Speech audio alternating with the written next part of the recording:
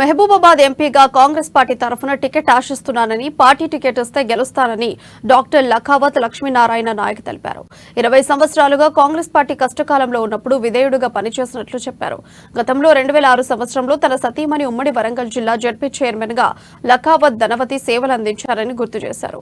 ఈ ప్రాంతం ప్రజలు కష్టాలు తెలిసిన వ్యక్తినని, తాను ఎంపీగా గెలిస్తే కేంద్ర ప్రభుత్వంతో కొట్లాడి నిధులు తీసుకొచ్చి మహబూబాబాద్ ప్రాంతాన్ని అభివృద్ధికి సహకరిస్తామని స్పష్టం చేశారు. దానికి కూడా అభివృద్ధి పథంలో నడిపించారు. ఎన్నో సేవలు ఈ కార్యక్రమం చేశారు. నేనేమో పార్టీ కోసం 2009లో, 2014లో, 2018లో, 23లో కూడా టికెట్ అవకాశం వచ్చి కూడా వివిధ కారణాల చేత మరి నాకు ఎమ్మెల్యే టికెట్ కానీ ఎంపీ టికెట్ కానీ రాలేకపోయింది.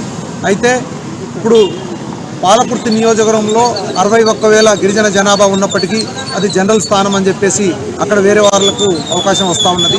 మహబూబాబాద్ ప్రాంతమేమో పాలకుర్తి నియోజకవర్గంలో భాగం కాదు కదా అని చెప్పేసి ఒక అంశం చెప్తా